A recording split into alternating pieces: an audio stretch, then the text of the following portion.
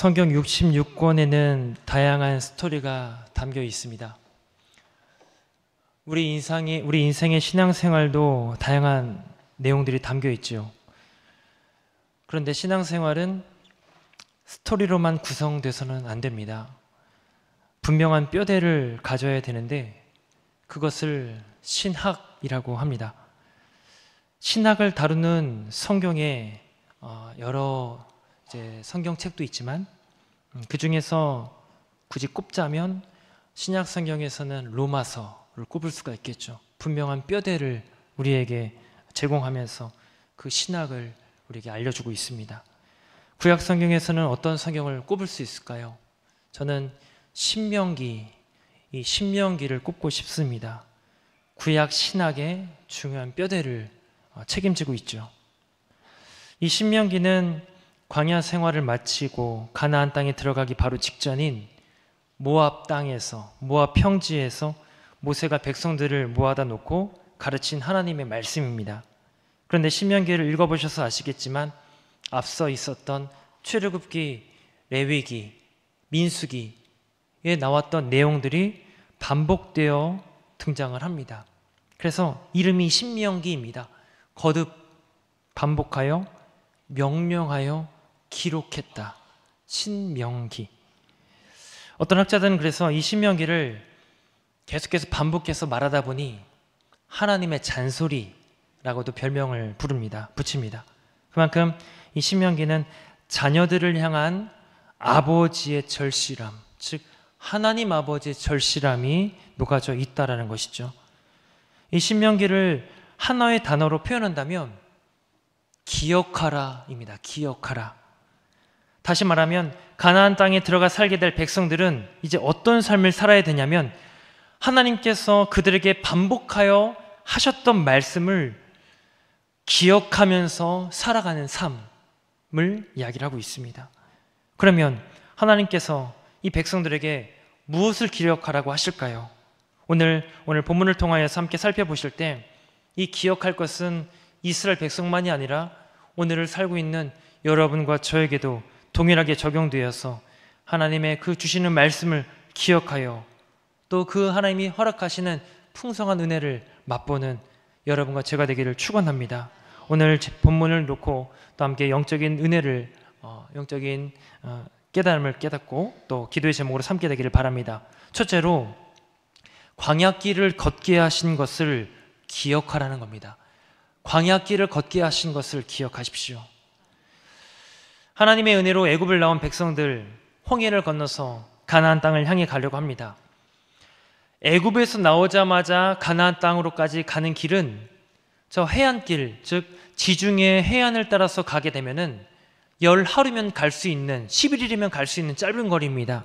신명기 1장에서 그래서 10하루길이면 갈 수 있는 거리라 라고까지 말씀을 합니다. 근데 문제는 하나님께서 그 해변길로 인도하지 않으시고 놀랍게 이들을 넓고 광대하고 무서운 광야로 그들의 길을 인도하시죠. 그래서 광야길을 돌아서 간 시간이 자그마치 4개월도 아니라 4년도 아니라 40년이 걸립니다. 10하루길이면 갈 수 있는 거리를 40년 걸렸다면 이것처럼 낭비된 시간이 어디 있겠습니까? 자, 여기에는 하나님의 특별한 이유가 있습니다. 두 가지 이유가 있는데 먼저 하나는 하나님께서 이 백성들의 상태와 상황을 아시고 하나님은 배려해 주시는 분이라는 것입니다. 배려해 주시는 분. 출애굽기 13장 17절 한번 들어보십시오.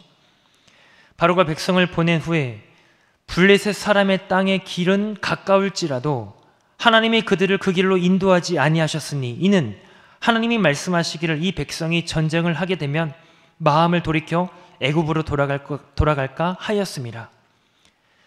그 길을 막으셨던 이유는 그 짧은 11일이면 갈 수 있는 거리에 블레셋 족속이 있다라는 것입니다. 아시듯이 이 블레셋 민족은 철기 문명을 오래전부터 가지고 무장한 이 족속이에요. 지금도 이스라엘 영토 안에서 이스라엘과 팔레스타인이 전쟁을 벌입니다. 가자 지구에서 여전히 폭발음이 나고 전쟁이 벌어지고 있는데 이 팔레스타인이라고 하는 그 말이 원래는 블레셋이라는 단어에서 나왔어요. 히브리 영어로 펠레쉐트. 이 펠레쉐트를 우리 한글 성경에서는 이 블레셋이라고 번역을 해놨는데, 이 펠레쉐트가 원래는 이제 발음을 되다 보니까 팔레스타인이 됩니다. 그러니까 이스라엘과 팔레스타인의 전쟁은 오랜 전통을 갖고 있어요. 성경에도 기록될 정도로. 여전히 그 땅에서 전쟁과 또 테러가 일어나고 있는데 위에서 함께 중보기도해 주시기를 바랍니다. 자, 이 당시 블레셋은 이미 철기로 이 문화를 갖추고 있습니다. 전투력이 대단하죠. 그런 블레셋이 길목을 딱 막고 서 있으니 이스라엘 백성들이 그 블레셋과 마주하면 어떤 반응을 보이겠습니까? 이 백성들은 430년 동안 애굽에서 애굽 사람들은 이 백성들에게 철기 문명을 손대지 못하게 했어요. 반역을 일으킬까봐, 쿠데타를 일으킬까봐 철저히 노예로서, 종으로서 삼아 그들을 430년 동안 굴렸습니다. 그러니까 저절로 이스라엘 백성들의 이 삶에는요, 피동적이고 수동적이고 시키는 일만 하는 그런 이제 생내가 되어 있는 상태이죠. 그런 상황에서 블레셋과 마주하게 된다면 이 백성들이 드는 생각이 뭘까요? 야, 겁난다, 도망가자, 애굽으로 차라리 돌아가서 거기서 안전하게 거하자. 이게 이스라엘 백성들의 마음이었다는 것이죠. 그래서 오늘 본문 2절을 보시면 내가 내 하나님 여호와께서 이 40년 동안 내게 광야길을 걷게 하신 것을 기억하라. 무엇을 기억해야 하냐면 우리에게 빠른 길로 인도하지 않으시고 40년이라고 하는 그 긴 시간을 걷게 하신 하나님의 뜻을 기억하자는 것입니다.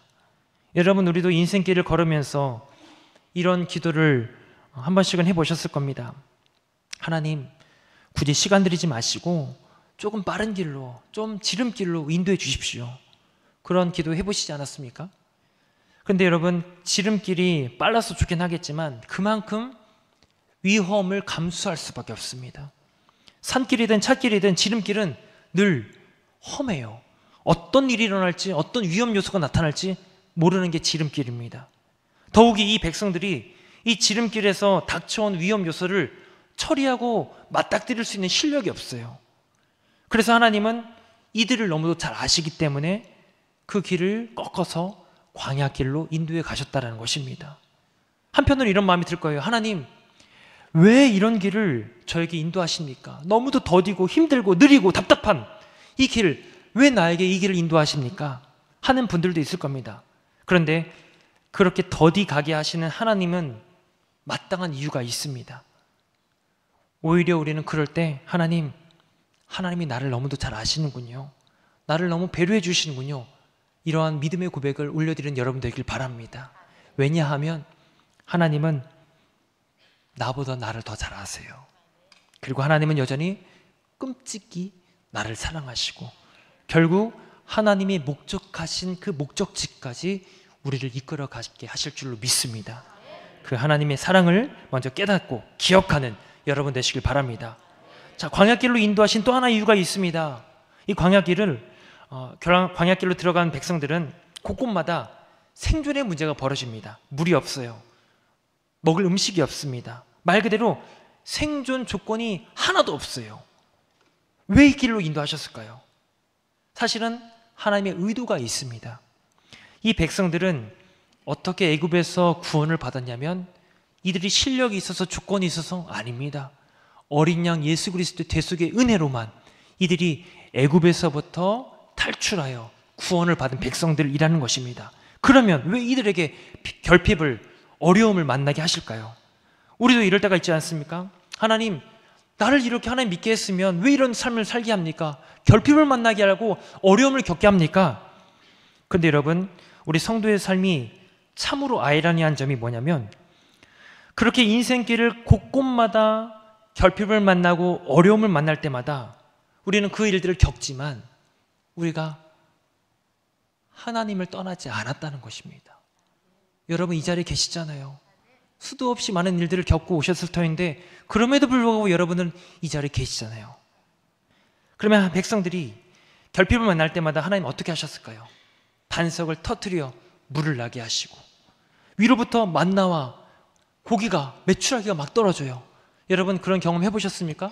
하늘에서 내린 음식 드셔보신 적 있어요? 어떤 누구도 그렇지 않았다는 거예요. 또 구름 기둥, 불 기둥 이들을 덮어주셨습니다. 그것이 뭘까요? 하나님은 철저히 부족과 결핍을 통해서 하나님의 하나님 되심을 드러내신다라는 것입니다. 그래서 여전히 하나님은 우리의 삶을 지키시고 인도하신다는 것이죠. 그리고 알고 봤더니 우리가 하나님을 붙들고 여기까지 있는 줄 알았는데, 알고 봤더니 내가 하나님 붙들어 이 자리에 있는 게 아니라 하나님이 여전히 나를 붙드셔서 이 자리에 두신 줄로 믿습니다. 시험을 당하고 시련을 겪고 괴로움을 당할 때 하나님을 등 돌려 떠나고 싶지만, 그럼에도 불구하고 하나님이 여전히 나를 붙잡으셔서, 등허리를 붙잡으셔서 가면 안 돼, 이 자리에 있어야 돼, 하나님 앞에, 하나님 곁에 늘 우리를 두셨기 때문에 우리가 이렇게 이 자리에 감사하게 나와 있지 않습니까? 이게 바로 하나님의 놀라운 섭리이고 하나님의 인도하심의 결과라는 것이죠. 광야길을 걷게 하신 것, 하나님의 마땅한 이유가 있습니다. 당장 우리는 그 길을, 그 이유를 알 수 없지만 여전히 하나님께 붙들려서 하나님 곁에 두시고 하나님의 배려 속에 나보다 나를 더 잘하시는 하나님의 뜻과 섭리에 붙들려 하나님의 목적지를 향해 걸어가시는 여러분과 제가 되기를 주님의 이름으로 축원합니다. 두 번째로, 하나님의 말씀으로 산다는 걸 기억하라는 겁니다. 하나님의 말씀으로 삽니다. 오늘 본문 2절을 보시면, 내 하나님 여호와께서 이 40년 동안에 내게 광야길을 걷게 하신 것을 기억하라. 이는 너를 낮추시며 너를 시험하사 내 마음이 어떠한지 그 명령을 지키는지 지키지 않는지 알려 하심이라. 광야길을 걸으면서 이스라엘 백성들이 하나님의 명령을 지키는지 지키지 않는지 시험하신답니다. 여러분 생각해 보십시오. 이스라엘 백성들이 광야 여정 속에서 하나님의 명령을 지켰습니까? 안 지켰습니까? 대답하시기 어렵죠. 네, 대답하시기 어려운 게 맞습니다. 지킨 것 같기도 하고 안 지킨 것 같기도 하고. 그런데요, 늘 결정적인 부분에서는 어김없이 하나님을 향하여, 모세를 향하여 돌을 집어들었습니다. 듣지 않았다는 것이죠. 지키지 않았다는 것이죠. 결정적인 부분이라고 말씀드린 것은 고난과 어려움을 겪었을 때, 여기 2절에 보시면은 너를 낮추시며 라고 하는 말이 나옵니다. 이 단어는 철저하게 너를 짓누른다, 너를 괴롭게 한다, 그런 뜻이에요. 그럴 때마다 고통스러운 현실 속에서 이스라엘 백성들은 하나님의 명령을 지키지 않았다는 것입니다. 하나님께 원망과 불평만 터뜨렸다는 것이죠. 자, 그것을 3절에서 예로 들어 설명합니다. 만나 이야기인데요, 우리 한번 3절 같이 한번 다시 읽어보실까요? 너를 낮추시며 너를 줄이게 하시며 또 너도 알지 못하며 내 조상들도 알지 못하던 만나를 내게 먹이신 것은 사람이 떡으로만 사는 것이 아니요 여호와의 입에서 나오는 모든 말씀으로 사는 줄을 내가 알게 하려 하심이라. 아멘. 여러분, 이스라엘 백성들이 애굽을 나온 지 얼마 되지 않아서 입에서 불평이 나왔어요. 우리가 애굽에 있을 땐 고기마 가마 곁에서 야채도 먹고 채소도 먹고 마늘도 먹고 떡도 맛있게 먹고 배부르게 먹었는데 도대체 여기에서 뭘 먹고 삽니까? 차라리 이럴 바에는 애굽으로 돌아가겠습니다. 그때 하나님께서 하늘로부터 만나를 내려주세요. 만나. 처음 받아 먹었을 때는 어땠습니까? 너무도 신기했죠. 꿀 섞인 과자같이 너무도 달달하고 맛있고, 어떻게 이런 경험을 할 수가 있겠습니까? 그래서 여러분, 이름도 만나예요. 만나. 원래 히브리 표현들은요, 만나가 아니라 만이에요.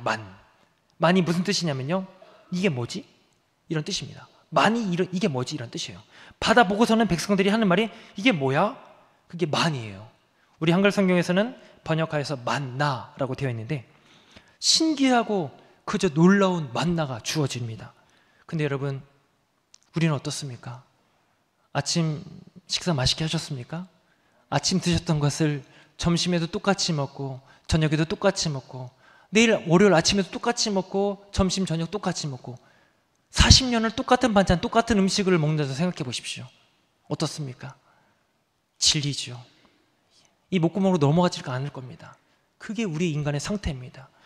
아무것도 없고 결핍되고 부족한 상황인데 여기서 무엇이라도 주어지면 감사하게 먹어야 되는데 한 번 먹었다고 두 번 먹었다고 질리다고 안 먹겠다고, 이게 바로 이스라엘, 아니 우리의 상태라는 것이죠.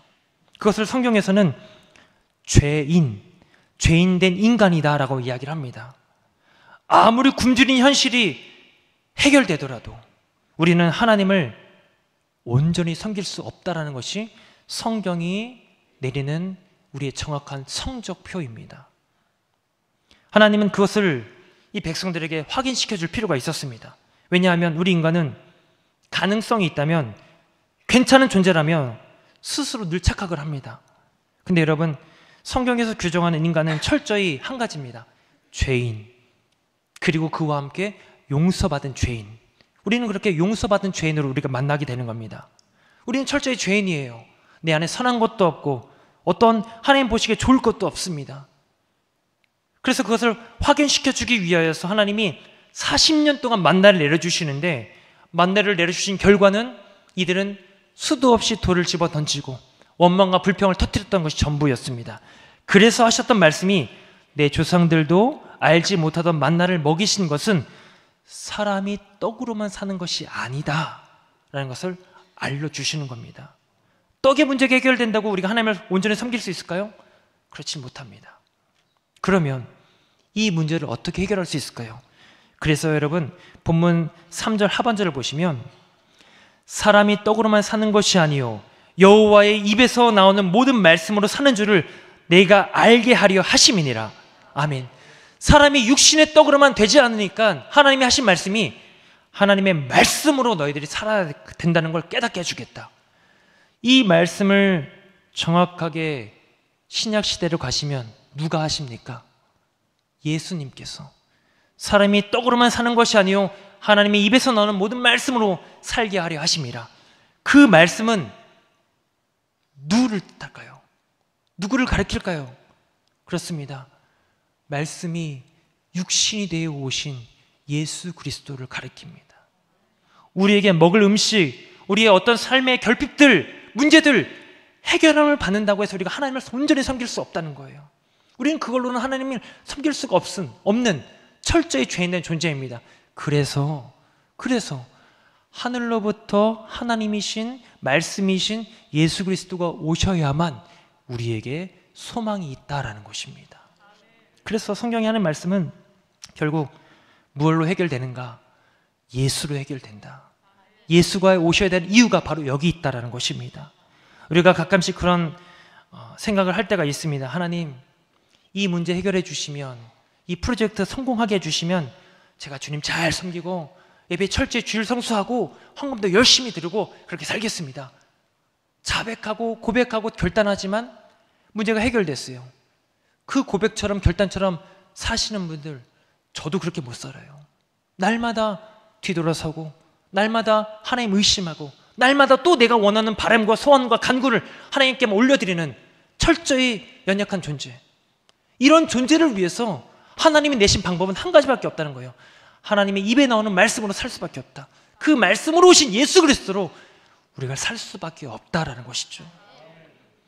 그럼으로써 예수님이 오셔서 우리에게 생명의 떡, 너희 선조들은 광야에서 만나를 먹었지만 그 육신의 만나만이 전부가 아니라 생명의 만나, 내가 와서 너희들의 생명의 떡이 되어 왔다. 나를 먹어라 하시면서 예수님이 우리에게 오신 줄로 믿습니다.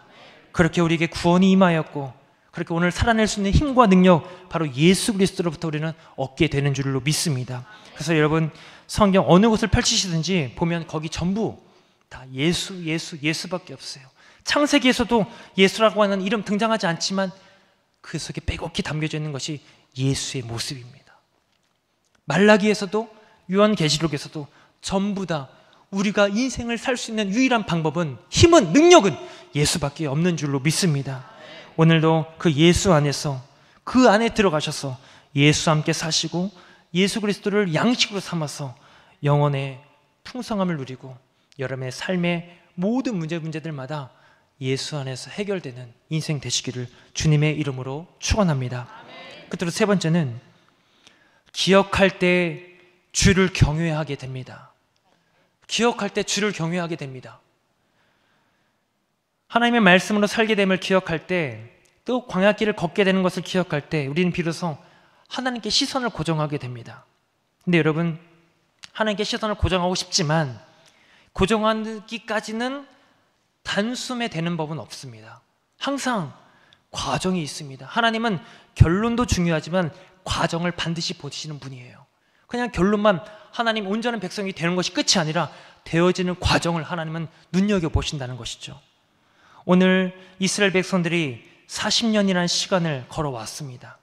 걸어오면서 무엇을 경험하고 무엇을 훈련시키셨을까요? 하나님께 시선을 고정하는 방법을 훈련시키셨습니다. 그게 쉬운 문제는 아니었습니다. 백성들 속에 깊이 뿌리내린 애굽의 가치관을 다 흩어버리고 질기고 질긴 쓴뿌리와 같이 올라오는 이 죄된 심성들을 다 뽑아내시고, 그렇게 우리는 철저히 연단과 훈련을 통하여서 이스라엘 백성들이 가나안에 들어가게 된다는 것이죠. 오늘 본문 5절에서 그것을 설명합니다. 보십시오. 너는 사람이 그 아들을 징계함 같이 내 하나님 여호와께서 너를 징계하시는 줄 마음에 생각하고, 하나님께서 그 아들을, 부모님께서 그 자녀를 징계함을 통하여서 결국 무엇을 만드냐면 진짜 자녀, 진짜 아들을 만듭니다. 여러분, 여기 징계라고 하는 표현이 나왔지만 성경 군데군데마다 징계라는 표현이 나옵니다. 특별히 신약 성경 헬라어 같은 경우는요, 파이데이아라고 하는 표현을 써요. 파이데이아. 그것이 뭐냐면요, 징계. 영어 성경에서는 킹 제임스 버전에서는 son making, 아들을 만든다라는 표현을 씁니다. 아들을 만드는. 그러니까 징계는 단순히 나를 옥죄고 괴롭게 하고 힘들게 하는 그런 심판과 형벌이 아니라 그 아픔의 과정을 통하여 나를 아들로 만드는, 나를 하나님의 딸로 만드는 과정이라는 것이죠. 그것이 바로 징계. 오늘 여기서 말씀하는 사람이 그 아들을 징계함 같이 내 하나님 여호와께서 너를 징계하시는 줄 마음에 생각하라. 지금 이 백성들은 그 징계의 과정을 걷고 있습니다. 그렇게 자녀를 만들어 간다는 것이죠. 근데 여러분, 징계를 한다는 건, 자녀를 만든다는 건 쉬운 일이 아닙니다. 부끄러운 예이지만 제가 초등학교 6학년 때 저희 아버지에게 처음이자 마지막으로 이제 회초리를 맞았습니다. 이제 그 뒤로는 맞지 않았는데, 어떤 일이 있었냐면 학교에서 이제 시험을 보고 성적표를 그때 당시 가져옵니다. 가져오면은 점수가 매겨지지 않습니까? 근데 제가 볼 때도 이걸 그대로 가져가면 보나마나 깨질 것 같아요. 그래서 어리석은 생각에 뭘 했냐면 성적을 바꿨습니다. 부모님께는 당연히 걸리겠죠. 보통 이 문제들은 이제 어머니께 가져가는데 어머니가 딱 보시니까 이걸로서는 이제 어머니로서는 해결이 안 될 것 같아요. 이거를 아버지께 돌리시더라고요. 아버지께 끌려갔더니 아버지 옆에는 이 쌀이나무 꺾은 가지가 5개가 있고, 그 앞에 가서 저는 숨을 죽이며 들어갔죠. 어떻게 됐을까요? 피가 터지도록 종아리를 맞았습니다. 그날 처음으로 엉엉 울면서 잠들었어요. 자녀를 키운다는 것은 그런 과정이 있기 마련이죠. 자라나서 결혼을 하고 저도 자녀를 양육하다 보니까 그때 아버지의 심정을 알게 됩니다. 나만 아팠던 것이 아니라 아버지도 아프셨더라고요. 너무도 아프셨더라고요. 그와 같은 경험도 여러분 있으실 겁니다. 자녀를 만드는 건 시간 속에서 이 아들과 아버지의 관계를 더욱더 긴밀하게 만들 뿐만 아니라 그 속에서는 반드시 눈물이 있기 마련입니다. 가슴을 찢는 아픔이 있겠죠. 살을 도려내는 고통이 있을 겁니다. 근데 그 고통을 겪고 나면 이 아들은 진짜 아버지의 아들이 됩니다. 이 자녀는 진짜 하나님의 자녀가 된다는 것이죠. 출애굽기 32장에 보시면 모세가 시내산에서부터 증거판을 받아서 내려옵니다. 내려와 봤더니 밑에서는 난리가 났어요. 우상을 숭배하는데 금송아지를 만들고 우상 숭배를 합니다. 화딱지가 난 모세가 증거판을 부셔가지고 돌로 만들어가지고 가루 만들어서 타서 마십니다. 우상 숭배 가담한 사람들. 그리고 외쳤던 말이 누구든지 여호와의 편에 서 있는 자는 내게로 나오라 외쳤더니 누가 나오냐면은 레위 지파 사람들이 허리에 칼을 차고 모세 곁으로 나오는 겁니다. 그리고는 그들로 하여금 우상 숭배에 가담한 백성들을 싹 심판을 하게 하는데 무려 3,000명이 그 자리에서 죽음을 당하게 됩니다. 왜 레위 자손만큼 많은 우상 숭배에 가담하지 않고 여호와의 편에 서서 이렇게 모세 곁에 나올 수가 있었을까요? 여러분, 이 레위 지파에게는요 뼈아픈 과거가 있습니다. 창세기로 돌아가 보면 야곱이 하나밖에 없는 딸 디나가 몹쓸 짓을 당해요. 세겜성에 들어가서. 그 소식을 들은 이 친오빠인 레위와 시므온이 분노가 폭발하여서 피해 복수극을 짭니다. 할례를 명분 삼아서 세겜성에 있는 모든 남성들을 다 죽여요. 피해 복수극을 벌입니다. 그 일이 얼마나 긴급하고 시급했던지 아버지 야곱의 귀에 들어와서 평생을 잊지를 못합니다. 마지막 유언을 남겨두고 축복을 하는 그 자리에서 이 레위를 향해서 뭐라고 축복이 아닌 저주를 하냐면, 레위의 칼은 폭력의 도구로다. 그들은 자기의 분노대로 사람을 죽였다. 그들은 저주를 받을 것이고 야곱 중에서 나눌 것이고 이스라엘 중에서 흩어질 것이다. 축복이 아니라 저주를 하고 죽습니다. 그 남겨진 이 레위의 인생은 어떻게 될까요? 그 예언대로 땅에 들어갔어도 불구하고 가나안 땅의 기업을 얻지 못합니다. 지파가 다 쪼개져요. 다 나뉘게 됩니다. 어디로 간지 다 흩어져 버립니다. 그 시간들 속에서 이 레위 지파는 철저히 밑바닥을 치게 되는 것이죠. 그러면서 무엇을 깨닫게 되냐면, 우리 선조들이 분노대로 칼을 휘두른 그 값을 우리가 겪게 되는구나 하면서 철저히 광야길로 들어갑니다. 징계를 받기 시작하는 것이죠. 우리 조상들의 범죄를 자백하고 우리 지파의 연약함을 하나님께 기억하고 자백하며 하나님 앞에 날마다 울음을 쏟아가면서 그렇게 서서히 이들은 징계를 통하여 회복이 됩니다. 그리고 이 32장, 출애굽기 32장에 와서 하나님 앞에 범죄하는 현장 속에서 이들은 하나님께 겪었던 그 징계의 과정을 통하여서 순결한 자가 되었어요. 아무리 금송아지를 만들더라도 그 앞에 절하지 않고 철저하게 분별하여서 우리는 거룩한 자, 하나님께 온전히 서 있는 자 자백하면서 그 우상숭배에 가담하지 않습니다. 그리고 모세가 외쳤을 때, 하나님 편에 선 자 내게로 나오라 했을 때 어느 누구도 오지 않는 그 자리에 레위 지파만큼만은 정결하여서 모세 곁에 서게 됩니다. 그리고 하나님의 심판의 도구가 되는 것이죠. 후에 가서 모세가 레위 자손을 향하여 축복을 하는데 앞서 야곱이 저주했던 내용을 바꿔버립니다. 어떻게 바꾸냐면 한번 들어보십시오. 신명기 33장 8절의 말씀인데, 레위에 대하여는 일러스되 주의 둠밈과 우림이 주의 경건한 자에게 있도다. 레위를 가리켜 주의 경건한 자랍니다. 이어서 9절도 들어보세요. 그는 그의 부모에게 대하여 이르기를 내가 그들을 보지 못하였다 하며 그의 형제들을 인정하지 아니하며 그의 자녀를 알지 아니하는 것은 주의 말씀을 준행하고 주의 언약을 지킴으로 말미암음이니이다. 무슨 얘기냐면요, 하나님의 약속과 그 말씀을 붙잡는 문제에 있어서는 철저히 하나님 중심으로 바뀌었다는 것입니다. 여기에는 자식이 걸린 문제라 할지라도, 부모 형제가 걸린 문제라 할지라도 하나님 말씀이 우선되는 삶으로 바뀐 이상 나는 눈을 감아버리겠다. 온전히 하나님만 바라보고 그 말씀대로 살겠다. 이 결단을 레위 지파가 했던 것이었습니다. 그래서 눈을 감고 철저히 우상숭배에 가담한 형제들을 다 처분했던 것이었죠. 하나님 제일주의로 우선순위로 그런 삶을 어떻게 이렇게 바뀔 수가 있었을까요? 징계를 통하여서 고통과 괴로움과 정말 시련이 난무한 현장일지라도 하나님이 진짜 이 아들을 만들어가는 과정을 겸허하게 받아들이면서 한 걸음 한 걸음 견디고 버틴 결과 하나님의 경건한 자, 주의 경건한 자가 되었던 것이었습니다. 그것을 오늘 본문 5절과 6절에서 이렇게 설명합니다. 너는 사람이 그 아들을 징계함 같이 내 하나님 여호와께서 너를 징계하신 줄 마음에 생각하고, 우리 6절 함께 읽겠습니다. 내 하나님 여호와의 명령을 지켜 그의 길을 따라가며 그를 경외할지니라. 아멘.